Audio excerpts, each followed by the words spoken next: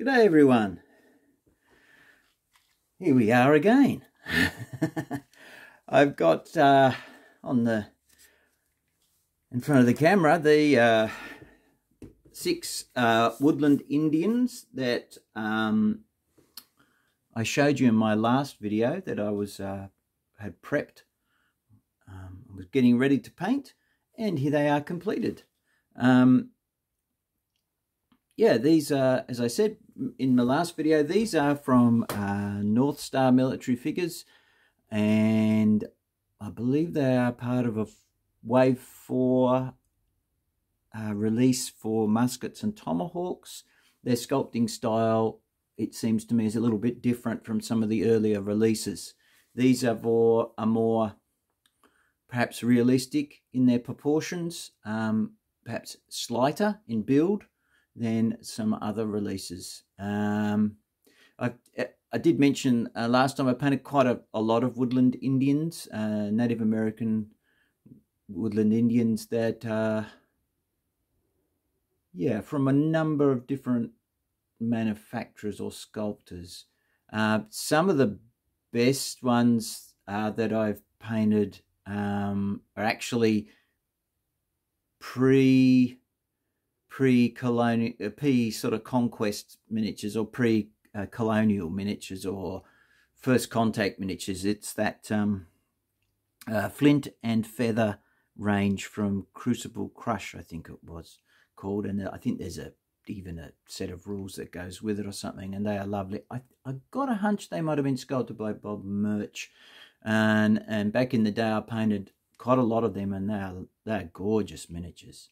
Very probably more slightly more chunkier than these guys, but yeah, really nice sculpts. I've also painted, now there was some ranges that Warlord Games brought.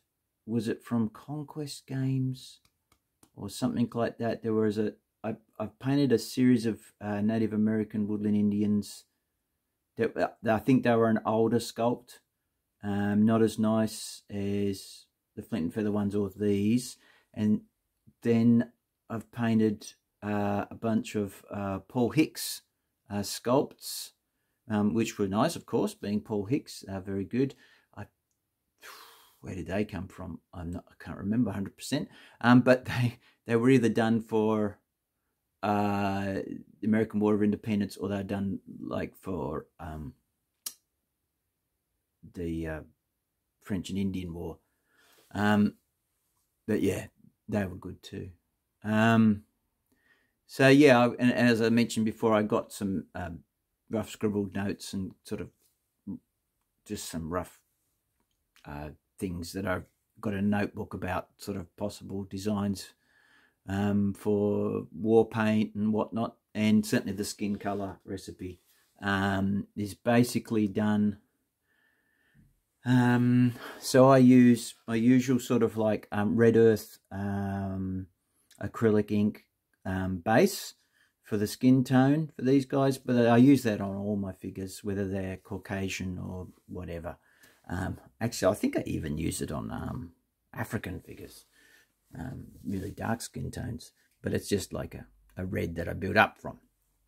Now, and then I apply my usual murky brown wash, which I might come back to in a moment, because there was a question in the comments. I'm just reaching back here to my paints. Now, it's probably not going to help a lot of you. It probably, what I'll have to do, and I'm sure there'll be matches or close enough to these paints if or when I run out. But this is from a defunct, I'm pretty sure it's a defunct Reaper high density range that they released in special box sets and things. They've probably got something equivalent in their ranges, but also there are other paint ranges that would have this color. Yeah, this was called Sunburnt Flesh, and then so that's what I use as my base over my ink washy sort of starting thing. And then I next highlight up is Suntan Flesh, So you can see they're in sequence 821, 822, suntan flesh. And then what I do to get my final highlight is another faded Reaper label. So they're all got written over in pen because this is what Reaper labels do. They fade away. Bronzed flesh highlight. So I mix that with that. A bit of that with that. So it's somewhere in between. It's probably more of this than that. So I can't give you more precise than that because it's sort of done by eye. But that's how I get my highlight. So that's how I paint these guys up. And like the daft fella I am,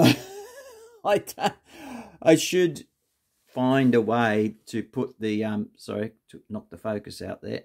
I should find a way to put the war paint on instead of the, before I do this. Anyway, I don't know how to do it. I can't, my brain, I just got to paint all the skin in first and do all the highlights and then cover up a certain portion of it with war paint. Although, to be fair, most of it isn't covered with war paint. It's mainly the faces with some markings on arms and backs and whatnot. So, and, you know, some of them are quite striking. So you've got like a red ochre half face paint on this guy with some black dots and some red ochre stripes going down his chest and whatnot. Oh, actually, it may not be ochre. They may have used berries. I don't know. Making assumptions. I know that ochres are used a lot in that kind of thing, those kind of cultures and stuff. Certainly in Australia here, the ochres are very important. And then this guy's got like a black war paint on his lower jaw and some yellow on his forehead, and he's got some shapes, some diamondy shapes on him. This guy's got some markings on his face and stripes and things and zigzags on his body. This guy's probably got the most dramatic war paint on his face, and it's got this really striking contrast of half black and half red, like sort of Harlequin-esque, but not. Yeah, with more of those zigzaggy shapes. So you get the idea. So again, you know, this chappy here, he's got, what have I given him? Has he got yellow one? No. He's got black round his face, and then he's got this black coming down across his shoulders and into stripes running down him, and their bit on his back as well. And yeah, so a variety. Each one's got a slightly different war paint. So yeah, I guess the idea is loosely that they're hopefully they fit as Huron. Hopefully they'll work as Huron. I'm not 100% sure. I hope so. I know Albie, who I painted them for, mentioned something about they use like some vermilion colouring and black. So to my eye, this is vermilion or close to it, and over here on this, it's like a reddy orange, a reddy orange or orangey red, something like that. From what I could see when I looked at, like, you know, he said vermilion, and I thought, yeah, it's a kind of red. I think I need to look it up and just keep my eye in. So I looked it up and looked at the little. There was obviously you do Google images and you can see umpteen colour swatches of what people saying vermilion looks like, but it's a kind of reddy orange to my eye, or orangey red, whatever way you want to look at it. So that's them. So yeah, happy with how they shaped up. Like I said, I've painted quite a few woodland Indians or Native Americans or whatever you want to say in the past. Huron. Yeah, quite pleased with it. So you've got a mixture of obviously the European firearms, and you've got some metal items like tomahawks and daggers, but you've also got some of these native clubs and stuff that would sometimes have like flint pieces embedded into them. I've painted them in quite a dark wood. I noticed on the North Star thing that they painted the clubs and stuff with a lighter colour, but I got a hunch that that's probably not the case. In fact, yeah, when I check my Osprey book on woodland Indians, they tend to go for darker in the plates as well. But also my mind kind of tells me that when you're making wooden sort of hand weapons and things like that, they tended to harden them up with fire first to make the wood tougher. I guess somehow it carbonizes some of the wood. I don't know, but it seems to make them tougher and more resilient. I seem to remember reading when I painted some Numidians that the Numidian spears were tough, and they would harden them up in fire and stuff, so they tended to be quite dark. And I'm pretty sure that's fairly common practice in a lot of cultures for wooden things like this, that it makes it somehow, I don't know how the chemical process, but it makes them tougher and harder. I guess you've got to not do it so much that they become brittle, but anyway. So yeah, I don't think they'd be super light like a new wood look at all. They'd be probably darker. And if they're a good weapon, I guess you would hand them down. Okay, so that's them, and that's what not the only thing I've been working on, because in tandem, you can just make them out, kind of. Yeah, not the Portuguese over there. That's even slower, but I have done a little bit on them. But over, where are we? There, there's some French Fusiliers, that half dozen French Fusiliers. So, oh yeah, because I was saying last time, I was waiting for bases. So the bases arrive, tufts arrive, more paints. A replacement car key from Vallejo, which I kind of did need because that was just about empty. But also a bunch of the Wave 2 Vallejo Express colours. I got mostly different kind of browns, yeah, and they're quite good actually, quite good. They're good for establishing base colours. That's how I kind of use them mostly. To establish a base colour. Sometimes they get left as they are. It depends how it turns out, but yeah, usually they're a quick way to establish a base colour, and they're quite handy in that sense. So if I what I might do, just to show you not only what I finished, but a quick peek at what's on the table.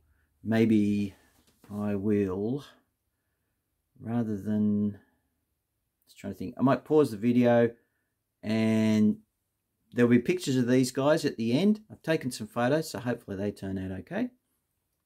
And I will aim to put some stills of these chaps at the end of the video. I'm going to pause the video now, move these guys to one side, and just show you how far I've got so far with these Fusiliers, just to show you what's on the table.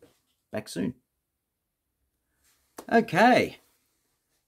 So I've moved the woodlands out of the way and brought these guys forward. These are the Fusiliers, the 6 Fusiliers that I'm working on at the moment, French Fusiliers. One in his undress cap over here, and one bareheaded.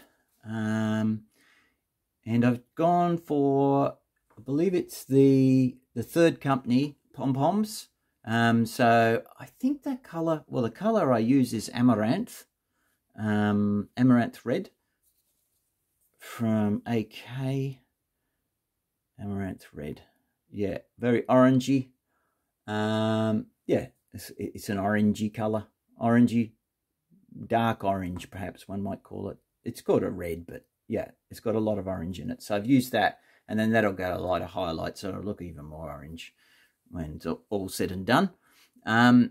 That's I'm happy with that. It's a base. So yeah, not too much to see on these. They've still got there was a question asked, I think it was in my last video, about lining in and when I do that, and I replied to the gentleman, and actually said that there was probably some examples in my early videos where you could see that, but I can sort of show that again in this one, and how that is apparent, that what the wash does. So if you look at the now I've blocked in back in first stage of some of these things.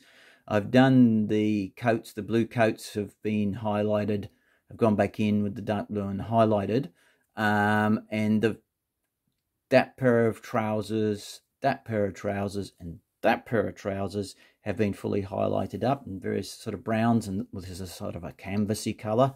I think it's actually a Panzer Races canvas, and lightened up. So, and these have got their, what is it called? Let's say, there's a type of grey I've told you about before. Yeah, rock grey from AK. That's their base, and then I'll lighten that up towards the white. like I talked about before, and then I'll use deck tan and then lighten that up with white. So they're slightly different. They will be, hopefully, by the end. I may even put on one of them, I may even convince myself to put blue stripes on one to make them look like civilian trousers. Or I might save that for the next batch of 6. We'll see. But yeah, yes, you can still see it on their jackets and waistcoats here. The almost like a lining in effect, but that's actually done by the wash. People use wash in different ways. I tend to like mine's applied over the whole thing. It is thinned down considerably, but it is a very dark wash that I use to start with, so it can take a lot of thinning down. And that's how I get my lining in, as it were. It's done by the wash, but it does mean I go back and overpaint everything again. And I have to be careful to leave, obviously, those darkest lines in by the cross belts and pockets and whatnot. So, yeah. So I don't actually... Sometimes I do go back and line stuff in with a useful...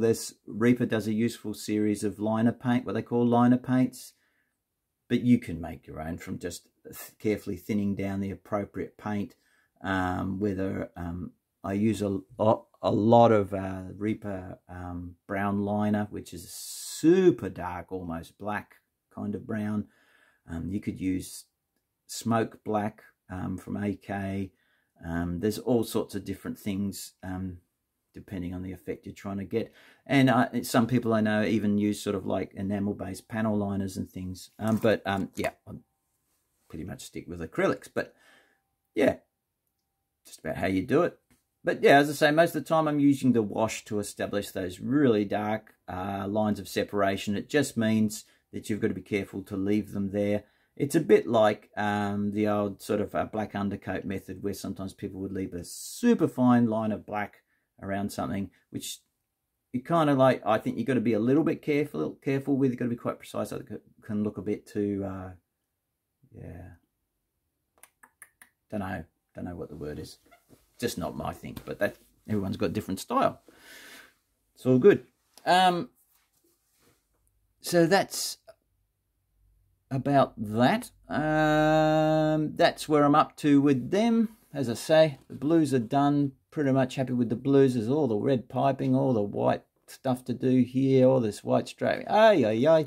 Lots of work, as you know, with French Napoleonics, and lots of Napoleonics. So, yeah, I'll work on them next, and then I hope to keep you up to date with these guys, that's for sure. So I've got plenty more of them to do. But thanks for watching this one. And any questions, please leave them in the comments. All right, guys, look after yourselves, take care, and I'll catch you in the next video. Bye for now.